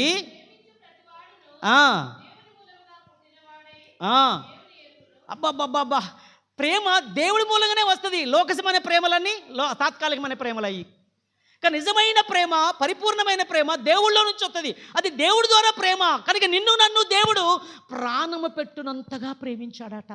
13వ వచనం స్టార్టింగ్ లాస్ట్కి ముగిద్దాం చూడండి. ప్రేమ మన యందు సంపూర్ణమగును, దీని వలన మనము ఆయన యందు నిలిచి ఉన్నామనియు ఆయన మన యందు ఉన్నాడనియు తెలుసుకొనుచున్నాము. దేనివలన? ఏం తెలుసుకుంటారు నీలో? కోపతాపాలు, అసూయలు, పగలు, ద్వేషాలు, పంతాలు, ఇవన్నీ లోకం మనలో లోకం చూసిద్దంటే ఏం దేవుని పిల్లలు ఇల్లు అని అంటారు. ఇక యోహాను, ఆ యోహానే ఈ యోహాను రాశాడు, పత్రిక రాశాడు, ప్రేమ గురించి రాశాడు. భయం ప్రేమను, ప్రేమ భయాన్ని. కాబట్టి భయపడి అలా చేయలేదు, భయపడి ఇలా చేయలేదంటే కుదరదు. భయపడి చేయాలి మంచి పని. భయపడి కొన్ని చేయట్లేదండి, భయపడి చేయట్లేదు. ఫ్యూచర్ గురించి భయపడి నువ్వు అగాయిత్యం చేసుకుంటావా? ఫ్యూచర్లో దేవుడు ఉన్నాడు, భూత వర్తమాన భవిష్యత్తు కాలంలో ప్రభు ఉన్నాడు. కనుక ప్రేమ భయాన్ని వెళ్ళగొట్టేస్తుంది. ఒక భార్యాభర్తలు కొత్తగా పెళ్ళైన జంట హనీమూన్కని వెళ్ళారు. వెళ్ళిన తర్వాత అక్కడ దాదాపు 10 రోజుల దాకా ఉండాలా. ఒకరోజు తెల్లారిన తర్వాత ఇక మంచిగా డ్రెస్ వేసుకొని బయటికి వచ్చేసారు. బయటకు వచ్చి ఒక కొలను ఉంది, ఒక పెద్ద చిన్నపాటి నది లాంటిది ఉంది. ఆ కొలంలో విహారయాత్రలాగా సాయంత్రం పూట, చల్లని పూట, ఒక పడవలో, ఒక మోటార్ సంబంధించినటువంటి ఓడలో, పడవలో ప్రయాణం చేస్తున్నారు. మధ్యకు వచ్చిన తర్వాత ఈ భర్త కత్తి తీసి మెడకాడ పెట్టేశాడు. ఇక భార్య మెడ దగ్గర పెట్టేశాడు. నవ్వుతూ ఉందట ఆమె. ఏంటి? నవ్వుతుందట. ఏయ్, భయం లేదా నీకు? అసలు నవ్వుతాను ఏంటి? ఇగో ఎక్కడుందో కత్తి చేసా, ఇంకా నవ్వుతూ ఉంటే ఏంటి పిచ్చా నీకేమన్నా? అవును మరి ఏంటి, నీకేం భయం లేదా? లేదు, భయం లేదు, నాకు భయం అనిపించట్లేదు. ఎందుకో? నువ్వు నన్ను ప్రేమిస్తున్నావు కాబట్టి నేను భయపడట్లేదు అంటుందట. హల్లెలూయా. ఏందట? నన్ను అంతగా ప్రేమిస్తావు, నాకు తెలుసు, నీ ప్రేమ నాకు తెలుసు, అందుకనే నువ్వు నన్ను చంపవు అని అనుకుంటుందట. నిజమే, పరిపూర్ణమైన దేవుడు చంపడానికి వచ్చాడా? మనల్ని రక్షించడానికి వచ్చాడు రక్షకుడిగా. ఈనాడు బోళ్ళ మంది చస్తున్నారు రకరకాల మతాల పేరు మీద, కులాల పేరు మీద, రకరకాల పరిస్థితులలో భవిష్యత్తు విషయమై నిరీక్షణ లేక, భవిష్యత్తు విషయంలో భయపడి, ఫ్యూచర్ లేక, దేవుడు లేక, రక్షణ లేక, దారితెన్నులు తెలియక అర్ధంతరంగా జీవితాలు పాడు చేసుకుంటున్నారు, నశించిపోతున్నారు. జైలు అధికారి ఒక భూకంపం వస్తే జైల్లో ఉన్నటువంటి వాళ్ళందరూ ఎటో వెళ్ళిపోయారని చెప్పేసి ఆ జైలు అధికారి ఒక కత్తి తీసుకొని అపోస్తల కార్యములు 16వ అధ్యాయంలో తన్ను తానే ఏం చేయబోతున్నాడు? చంపుకోబోతున్నాడు. ఎందుకంటే ఈ జైలు అందరూ బారిపోతారు, నా ఉద్యోగం పోద్ది, నా పిల్లల్ని ఏం పెట్టి చదివించుకోవాలా, నేను ఎట్ట బతకాలా, ఆ తలెత్తుకొని బతికే బదులు నేనే చస్తే బాగుంటుంది అని ఆ కత్తి తీసుకొని జైలు అధికారి అపోస్తల కార్యముల గ్రంథంలో పౌలు శీలను బంధించిన సమయంలో కత్తి తీసుకొని చంపుకోబోతున్నాడట. ఈరోజు యేసు ప్రభు నిన్ను ప్రేమిస్తున్నాడు. దేవుడి ప్రేమలో భయం లేదు. మనుషుల ప్రేమలో మోసాలు ఉండొచ్చు, మనుషుల ప్రేమలో తాత్కాలికమై ఉండొచ్చు, కానీ దేవుడి ప్రేమ భయం ఉండదు. కానీ భయం పేరు మీద దేవుడికి నీ హృదయం తలుపు తెరుస్తావా ప్రియులారా? డిఎల్ మూడీ ఎవరు? అద్భుతమైన దైవజనుడు. 18వ శతాబ్దంలో అద్భుతమైన సేవ చేశాడట ఆయన, డిఎల్ మూడీ. ఆయన ఇప్పుడు బాగా టౌన్లు అయిపోయినాయి, పట్టణాలు అయిపోయినాయి, అప్పుడంతా పల్లెటూరులో సువార్త చెప్పడానికి వెళ్ళేవాడట. ఒక ఊరికి వెళ్ళాడు. ఒక ఊరికి వెళ్ళిన తర్వాత ఆ ఊళ్ళో అందరూ పనులకు వెళ్ళిపోతారు. ఇక సాయంత్రానికి అందరు ఇళ్ళకి వస్తూ ఉంటారు. ఇక సాయంత్రం ఈయన కూడా సాయంత్రమే ప్రార్థన, మాపటీల ప్రార్థన. ఈయన పెందలాడిపోయి అన్ని ఇండ్లన్నీ దర్శిస్తాడు. అయ్యగారు వచ్చాడు. నాకు కూడా అదే, నేను 90లో సేవకు వచ్చినప్పుడు నా చేతి కింద 4 ఊర్లు నాకు ఇచ్చారు పంతులు గారుగా. నాకు 4 ఊర్లలో రాత్రులు ప్రార్థనకి వెళ్ళాలి. అమ్మగారు ఒక్కతే అందులోంచి చేసిన ఆ ఇంట్లో. ఆ ఇల్లు మొత్తం ప్లాస్టింగ్ ఊడిపోయి మొత్తం రంధ్రాలు, పలుగులు బట్టి పాత ఇల్లు, అందులో అన్ని పాములు నివాసం చేసి ఉన్నాయి. ఒకసారి మా పిల్లగాడు జీవన్ అనిల్ అనేటువంటి పెద్దోడు, నేను ఊరికి వెళ్ళిపోయి వచ్చిన సువార్త రాత్రులకి వెళ్ళాలి ప్రార్థనలకి. పొద్దుటీలు వచ్చినాక అప్పటిదాకా పడుకునే ఉన్న తర్వాత పిల్లగాడు అలానే పడుకోండి మా పెద్దోడు. అప్పటికి 6 నెలలో 7 నెల ఉంటుంది. ఇక పొద్దుటీలు పక్కది ఎత్తుంటే పక్కలో పాము పిల్ల ఉంది. అందులో అది వింటుంటే భయం అయిపోద్ది. అసలు ఎన్ని శ్రమలండి దేవుడి శ్రమలో. చర్చి ముందల ఒక ఆమె నిండు గర్భవతి అయి ఉండి కనక చచ్చిపోతే ఆమెను ఏం చేశారు? ఇంటికాడ ఉండకుండా ఆ డెడ్ బాడీని తీసుకొచ్చి మన చర్చి ముందల తీసి, ఆ పొట్ట పగల తీసి 2 పాడలు కట్టి తీసుకెళ్ళిపోయారు చర్చి ముందల. ఇంటి ముందల అటు వద్దాట, చర్చి దొరికింది పుణ్యానికి. ఒక్కడు గుడికి రాడు, 10 రూపాయలు ఇవ్వడానికి కష్టం. గ్లాసులో గిన్నె బియ్యం పట్టుకొని వస్తుంటారు కదా రాత్రి ప్రార్థనకి. నాకు 250 రూపాయల జీతం, అందులో 50 రూపాయలు సందాలకు కట్టింగు. పెద్ద అయ్యగారు కట్ చేస్తూ ఉంటాడు. నాకు 200 వస్తాయి. 200కి అయ్యగారి దగ్గరికి వెళ్ళాలి, నెలకు వారానికి ఒకసారి పోయి రావాలా. ఛార్జీలే దాదాపు బోల్డ్ అయితే నాకు ఏం తిని బతకాలి. చిన్నప్పుడు అమ్మా నాన్న లేదు, ఎవరు పోషించేవారు లేరు. వరంగల్ అవతల ఒక చిన్న ఊరు. ఆ ఊళ్ళో కొత్తగా అయ్యగారి పనికి వచ్చా. రాత్రులు ప్రార్థనలు. ఆమె ఒక్కదాన్ని వదిలిపెట్టేసి, పిల్లల్ని వదిలిపెట్టేసి, అనుష కూడా అప్పుడు తర్వాత అక్కడే పుట్టింది మా అనుష కూడా. 4.5 సంవత్సరాలు అక్కడే ఉన్నా. నాకు ట్రాన్స్ఫర్ వచ్చిన ఆర్డర్ వచ్చింది. చైర్మన్ అయ్యగారు నాకు ఆర్డర్ కూడా అందకుండా మోసం చేసేసి ఇంకా 4 సంవత్సరాలు అక్కడే ఉంచి 3 సంవత్సరాల దాకా నన్ను ట్రాన్స్ఫర్ చేసేసారు. ఆల్రెడీ చేసినా కదా శాశ్వత కాగితం చైర్మన్కి వచ్చింది, నాకు రాలేదు. నాకు తెలియదు. గంటా దేవుడు అయ్యగారు నాతో కాబట్టి, బాబాయ్ నీకు ట్రాన్స్ఫర్ ఆర్డర్ వచ్చిందంటే, రాలేదు నాన్న అంటే, అరే ఎప్పుడో వచ్చింది, నాకు కూడా ట్రాన్స్ఫర్, అందరికీ ట్రాన్స్ఫర్లు అయిపోయినాయి అని అన్నాడు. కానీ నా ట్రాన్స్ఫర్ కూడా చైర్మన్ దాసేసి ఇంకా అక్కడే ఉంచాడు నన్ను 4.5 ఏండ్లు. పల్లెటూళ్ళకి వెళ్ళి సేవ చేసి రావాలి. రాత్రులు రిటర్న్ వచ్చేటప్పుడు ఒక్కోసారి ఒక్కతే పడుకుంటుందని ప్రార్థన చేసి రిటర్న్ వచ్చేటప్పుడు లైట్ దగ్గర నల్లగా ఉంది, చాలా దూరం నడవాలా. ఆ లైట్ దగ్గర నల్లగా ఉంటే గుడ్డేలుగా ఉందేమో, దయ్యం ఉందేమో అని భయం అయ్యి అక్కడే బయట చాలాసేపు ఉన్నాను. ఎంతసేపు ఉన్నా కూడా అది పోవట్లేదు. అప్పటికి 12 అయింది, 1 గంట అవుతుంది, నిద్రొస్తుంది. ఏం చేయాలి అర్థం గట్లా. కొన్ని బియ్యం వచ్చినాయి సందాకి, కొన్ని బియ్యం పట్టుకొని నడుచుకుంటూ వస్తున్నాను. నాకు సైకిల్ లేదు, ఏం లేదు. సేవ ప్రారంభం అసలేగా. ఇక ఊరు దగ్గరికి వచ్చినప్పుడు ఒక ఊరు దాటి వెళ్ళాలి, ఇటు రావాలి. కాబట్టి పోయేటప్పుడు పొలాలు గుంట పోయినా, రిటర్న్ వచ్చేటప్పుడు చుట్టూ దారి వస్తున్నా. వచ్చినప్పుడు అక్కడ ఒక నల్లగా ఉంది. ఏంటబ్బా పోవట్లేదు, ఏంటి గుడ్డేలుగా ఎలుగుబంట, ఏంటి తెలియట్లేదని భయం అవుతుంది. ఇక ఏమనగా నసేపు ఉండేను. అప్పటికి 2 గంటలు పట్టుండే, అది పోవట్లేదు. చివరికి దగ్గరకు వచ్చిన ఒక పెద్ద పంది. ఆ లైట్ కింద బియ్యం పోయినాయో ఏం పోయినాయో తెలియదు, అవి తింటుంది. అది అక్కడ అసలు నెవరాలన్నీ ఇక్కడ, అసలు ఎంట్రుకలు ఇక్కడ ఉలిసిపోతున్నాయి అసలు నైట్ ఒక్కడిని. సేవ కొత్త ప్రారంభం. అలాంటి పల్లెటూర్లలో సేవ చేసినటువంటి మహాగణుడు, గొప్ప భక్తుడు డిఎల్ మూడీ. ఆయన సువార్త కొరకు వెళ్ళినప్పుడాట పల్లెటూర్లలో పనులకి వెళ్ళిపోయి వచ్చినాక పొద్దున్నే పనులకు పోయి వచ్చి సాయంత్రం కాటమే ఇల్లు వాకిలు ఊడి చేసుకొని పొయ్యి మంట చేసుకొని ఇక బత్తని తెచ్చుకోవడానికి కొట్లకు వెళ్తారు. ఒక తల్లి పొయ్యి మంట చేసి ఎసరబెట్టి బియ్యం తెచ్చుకోవడానికో సరుకులు తెచ్చుకోవడానికో ఊరు బయట కొట్టు దగ్గరికి వెళ్ళింది. ఈ లోపల ఇద్దరు పిల్లగాళ్ళు, ఒకడికేమో 6 సంవత్సరాలు, ఒకడికేమో 3 సంవత్సరాలు. ఈ ఇద్దరు పిల్లగాళ్ళు ఇంట్లో ఆడుకుంటున్నారు. ఈ లోపల ఆడుకుంటూ పొయ్యి మండుతుంది, ఇంట్లోనే పొయ్యి రగులుతుంది. ఇలా ఆడుకుంటూ కొరకాసులు తీసుకున్నారు ఒకడికొకడు. ఏం తీసుకున్నారు? కొరకాసులు తీసుకుని ఆడతారు. ఈ ఎట్టపడప్పుడు ఆ మంట ఒకేసారి ఏమైందంటే గుడిసె మీద పైన పడిపోయింది. ఆ పైన పడిపోయి మండటం స్టార్ట్ అయిపోయింది. పైన వరకు స్టార్ట్ అవుతుంది. ఫస్ట్ పైన రగులుకుంటుంది.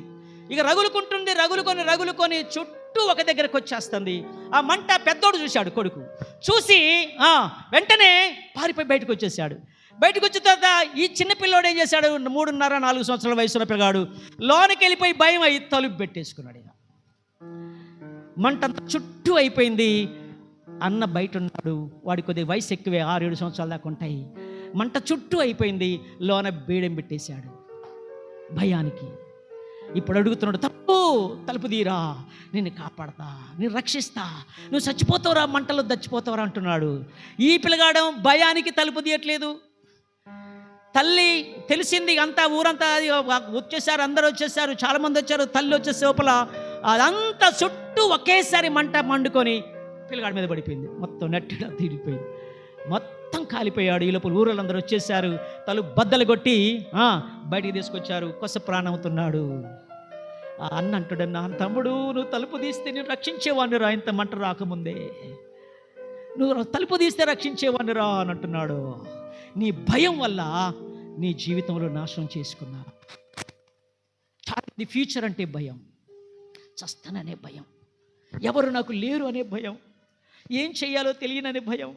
ఇన్ని రకాల భయాలు ఈనాడు మనిషిని అర్ధంతరంగా పాడు చేస్తూ ఉంటే దేవుడు మాట్లాడుతుంది, భయపడకుడి, ఇదిగో సంతోషకరమైన శుభవార్త. ఎవరు లేనిది ఈ ఒంటరి జీవితం, మరి ఎవరికి కానిది ఈ దీన జీవితం. ఎవరు లేనిది ఈ ఒంటరి జీవితం, మరి ఎవరికి కానిది ఈ దీన జీవితం. నాలో నీవుంటే నాకంతే చాలయా, నా బ్రతుకంతా నీతోనే ఉంటాయేసయ్యా. నాలో నీవుంటే నాకంతే చాలయా, నా బ్రతుకంతా నీతోనే ఉంటాయేసయ్యా. ఏనాడు విడిపోని నా బంధం నీవేనని, ఏనాడు విడిపోని నా బంధం నీవేనని, నీ వైపే చూస్తున్నా, నువ్వు నన్ను చూడాలని నీ ధ్యానం చేస్తున్నా. నీ వలనే మారాలని, నీ చిత్తము నా ఎడలా జరిగించాలని, నీ ప్రేమ నాలోనా ఫలించాలని, నీ చిత్తము నాలోనా జరిగించాలని, నీ ప్రేమ నాలోనా ఫలించాలని, నీ వైపే చూస్తున్నా, నువ్వు నన్ను చూడాలని. తలవంచండి, ప్రార్థన చేసుకుందాం. భయము గుప్పిట్లో నుండి నిన్ను నన్ను విడిపించడానికి యేసు ఈ లోకానికి వచ్చాడు, రక్షకుడిగా వచ్చాడండి. ఏ భయంతో నీ జీవితం అంతా కొనసాగిస్తూ ఉన్నావు? ఈరోజు దేవుడి వాక్యం నీ గుండెల్లోకి వస్తే, నా వాక్యం అందు మీరు నిలిచిన వారైతే మీరు నిజంగా నాకు శిష్యులై ఉంటారు, సత్యాన్ని గ్రహిస్తారు. ఆ సత్యము మిమ్మల్ని స్వతంత్రులుగా చేసేస్తుంది. ఇక దేనికి భయపడేవారిగా చేయడండి. ఏ పేతురు భయపడ్డాడో, ఏ పేతురులో దేవుడు ఉన్నాడు, ఇక తల్లకిందులుగా సిలువ వేయబట్టానికి వెనకాడలేదు. అబ్రహాము ఎక్కడ భయపడ్డాడో అదే స్థలంలో మళ్ళీ దేవుడు అబ్రహాముని నిలబెట్టుకున్నాడు చెప్తున్నాడు. షడ్డగోలు దేనికి భయపడకుండా అక్కడున్న ప్రజలందరి మధ్య మేము సేవిస్తున్న దేవుడు ఈ అగ్ని గురించి మమ్మల్ని రక్షించడానికి సమర్థులని చెప్తున్నారు. యేసేపు మొదట భయపడ్డాడు, అవమానం ఎందుకు భరించాలనుకున్నాడు. కానీ దేవుడు స్వప్నములో మాట్లాడిన తర్వాత ధైర్యం తెచ్చుకున్నాడు. రాబోయే క్రిస్మస్, జనవరి పండుగలు జరుపుకోబోతున్నాం. పండక్కి ముందు ఈ వీరి చరిత్ర నీ కళ్ళ ముందు పెడుతున్నారు. రాబోయే కాలానికి నువ్వు ఎలా ఆదర్శవంతంగా ఉంటావు, రాబోయే కాలానికి నీవే రీతిగా విశ్వాసాన్ని స్థిరపరచుకొని సాక్షి నిలబడతావు. ఇంకా భయంతో ఉంటే, భయం గుప్పిట్లో ఉంటే యేసు దగ్గరికి రా, ఆయనే మనకు తోడై ఉంటాడు. అగ్నిగంధకాల నుంచి విడిపించడానికి అన్న ప్రయత్నం చేశాడు. తమ్ముడు, తలుపు తీస్తే నేను రక్షించేవాడిరా. ఇంతకీ నీ హృదయం కఠినం చేసుకున్నావా? ఈరోజు మన అన్న అయిన యేసు నీ హృదయం అనే తలుపు దగ్గర తడుతున్నాడు. అగ్నిగంధకాల నుంచి రక్షించడానికి, భయము నుంచి రక్షించడానికి, ఈ లోక సంబంధమైన పాప శాపాల నుంచి రక్షించడానికి నీ హృదయం అనే తలుపు దగ్గర తట్టుతున్నాడు. తలుపు తీసి నీ హృదయంలోనికి యేసుని చేర్చుకో. ఆయన వాక్యాన్ని నీ గుండెల్లో సమృద్ధిగా ఉండని, ఆ వాక్యం నిన్ను బ్రతికిస్తుంది. ప్రేమగల మా తండ్రి, సర్వశక్తిమంతుడ గొప్ప దేవుడా, నీ పాదములకు నామానికి వందనాలు స్తోత్రాలు చెల్లిస్తున్నామయ్యా. అడ్వెంట్లోని 3వ ఆదివారమున ప్రభువా, మాకిచ్చిన అద్భుతమైన సందేశాన్ని బట్టి నీకు స్తోత్రములు చెల్లిస్తున్నాం. యేసేపుకు శుభవార్త అని బైబిల్లో ఉందయ్యా, కానీ అది నిజంగా నీకు ఎలాంటి శుభవార్త అంటే అవమానకరమైంది కదా.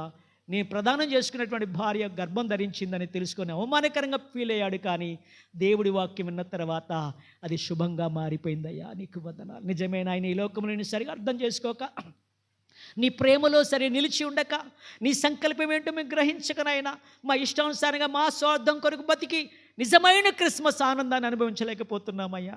నీ సన్నిధిలో సంతోషం ఉందని బైబిల్ చెప్తుంది, నీ సన్నిధిలో శక్తి ఉందని చెప్తుంది ప్రభువా, నీ సన్నిధిలో ఆశీర్వాదాలు ఉన్నాయని చెప్తున్న దేవా. శిష్యులు భయపడతా ఉంటే, చిన్న మందా భయపడకు, దేవుడి రాజ్యం మీకోసం ఉన్నది అని చెప్పిన దేవుడు అయ్యా. కనుక లోకం వైపు చూస్తే మేము భయపడతాం, నీ వైపు చూసి నీ నీతిని, మీ రాజ్యాన్ని వెతికితే మాకు అన్నీ ఇస్తానంటున్నావయ్యా. అటువంటి కృపా ధన్యత మాకు అందరికీ దయచేయమని యేసు ప్రశస్త నామమున ప్రార్థించి వేడుకుంటున్నాము తండ్రి.